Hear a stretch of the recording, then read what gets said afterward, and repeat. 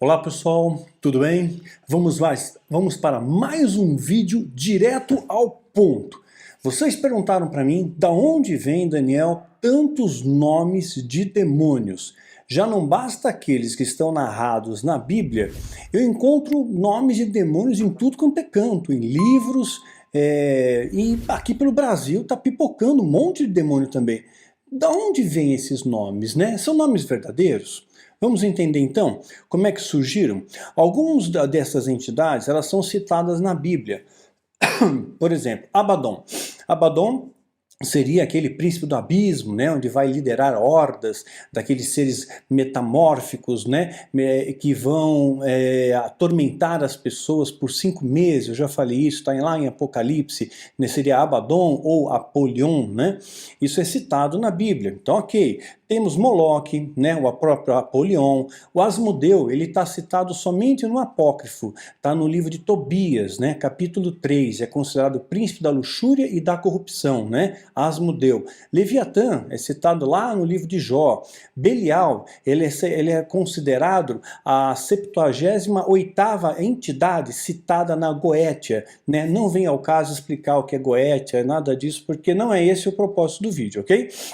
Nós vemos outros como Milcom, né, onde Salomão se inclinou ao deus Milcom. Ele se inclinou também a Astarote, tá lá, Salomão se inclinou a Astarote e a Milcom. Né? Dagon é aquele da arca, lembra? Né, que os filisteus pegaram a arca da aliança tal, e aí Dagon estava de cara no chão, chegaram uma hora eles devolveram a arca. Então, então a gente vê esses nomes na Bíblia, né? Todos eles são familiares para nós. Porém, muitos desses demônios, o que são demônios para nós, na verdade, para aqueles povos, eram deuses, né? Então, como eles eram inimigos dos hebreus, eles demonizavam todos aqueles que eram os deuses, né, dos seus povos inimigos. Então, eles também eram inimigos, eles demonizavam aqueles deuses, mas para eles eram deuses, né? Em alguns casos pontuais aqui na Bíblia a gente vê, né, a questão da própria entidade também, né?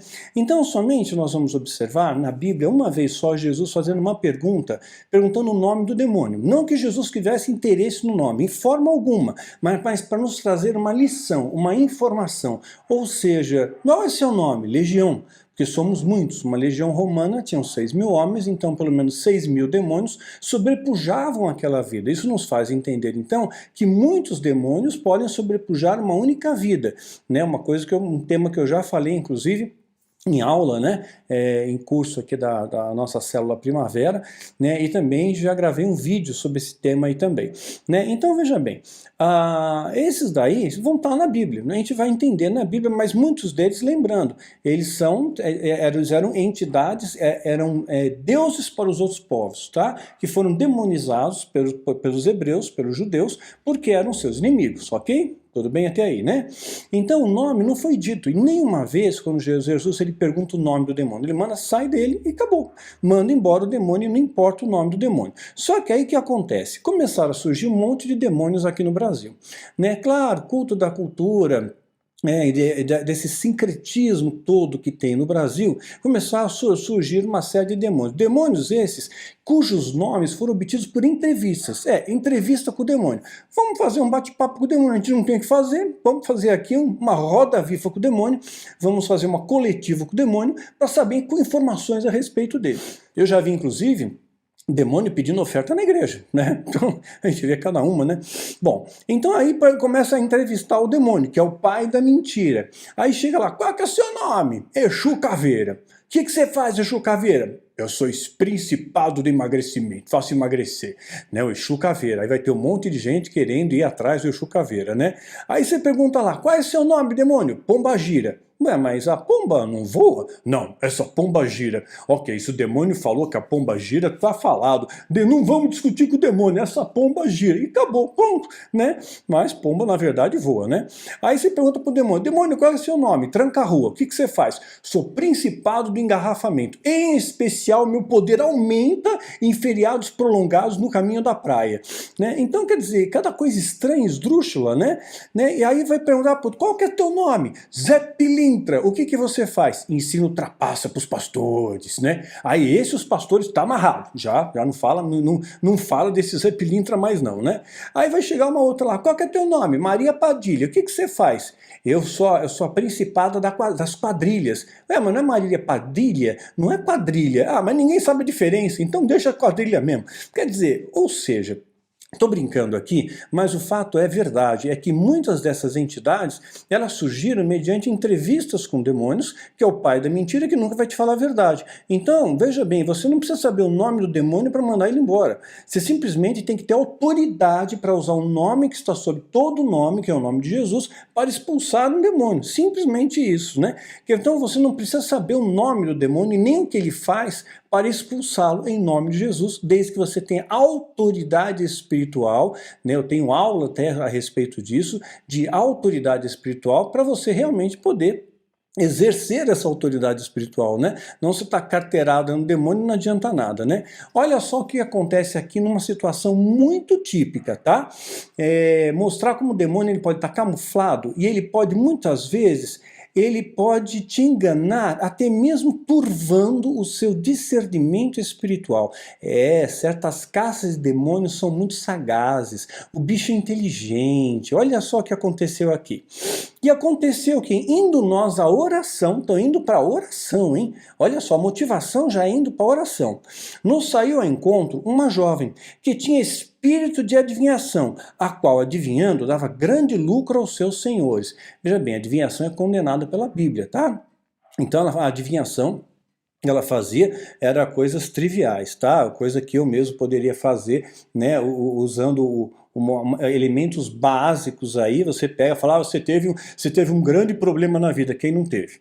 Né? Você teve um grande amor na vida, quem não teve? Né? Você teve uma grande perda, quem não teve? Sabe, coisas assim, né? Coisas triviais. Bom, adivinhando, dava grande lucro aos seus senhores. Esta, seguindo a Paulo e a nós, clamava dizendo, ela seguia Paulo, né? E clamava dizendo, estes homens nos anunciam o caminho da salvação e são servos do Deus Altíssimo. O demônio está falando a verdade. Por quê? Para ele não ser pego na mentira. Então ele pode te bajular. Sabe aquela pessoa bajuladora demais? Bate tapinha no teu ombro, pô, você é um homem de Deus mesmo. Nossa, você é cheio de Espírito Santo. Quando você fala, a terra treme. Sabe o que ele quer fazer com isso? Sabe o que esse demônio quer fazer com isso? A pessoa pode nem estar possessa, ela pode estar opressa. Eu já falei essa diferença em vídeo, acho que não foi para o ar ainda, vai para o ar, vai para frente ainda.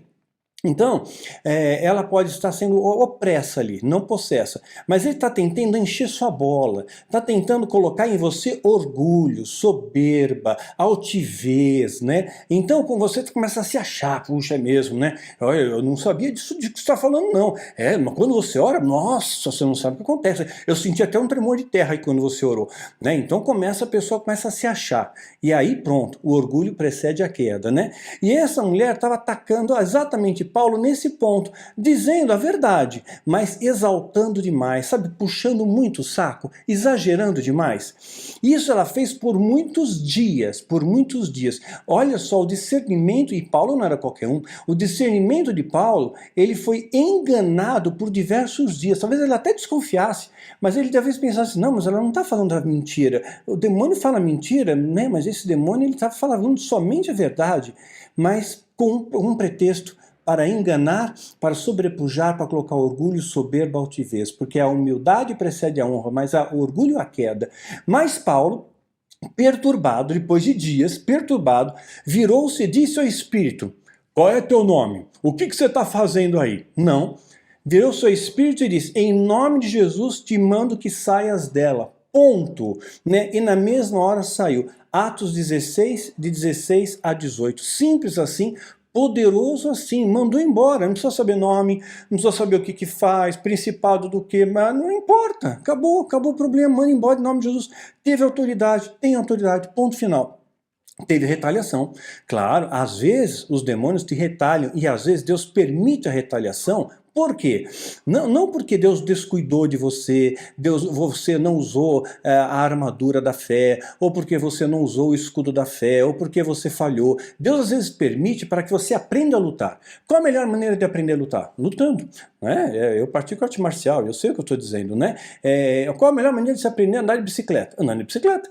Né? A melhor maneira de aprender a nadar? Nadando, vai engolir água, né? Vai cair da bicicleta, vai ralar, mas é assim que aprende, não tem outra maneira de aprender. Para aprender a combater o bom combate, para aprender batalha espiritual, você tem que combater batalha espiritual. Então Deus te coloca no treinamento, né? Um treinamento protegido, claro, pelos anjos. É um treinamento supervisionado, mas Deus está ali com você, né? Aí o que acontece? Depois disso, Paulo e Silas, o que aconteceu com eles mesmo? Foram presos. Olha como essa retaliação. Foram presos, foram açoitados injustamente. Paulo, cidadão romano, ele não poderia ser açoitado. Ele teria esse direito, né? Foram presos injustamente, foram açoitados. E o que eles poderiam fazer? Eles podiam estar no meio da prisão, estavam amarrados, né, numa posição desconfortável, né, com correntes, desconfortável posição, né?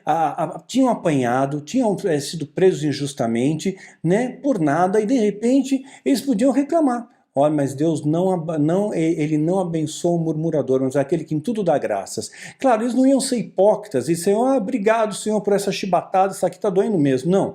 Mas eles louvaram a Deus. O louvor tem um poder tremendo. Ou seja, aquilo que aconteceu, aquilo que o diabo fez, né, na permissão de Deus, tocou na vida deles, não abalou a fé deles, não abalou a esperança, não abalou o amor, não abalou o relacionamento com Deus. Eles louvaram a Deus no meio da tribulação. Louvaram a Deus numa situação muito delicada e muito atípica. Louvaram ao Senhor, né? Aí um terremoto deixa eles livres. E com isso, até mesmo o carcereiro se converte.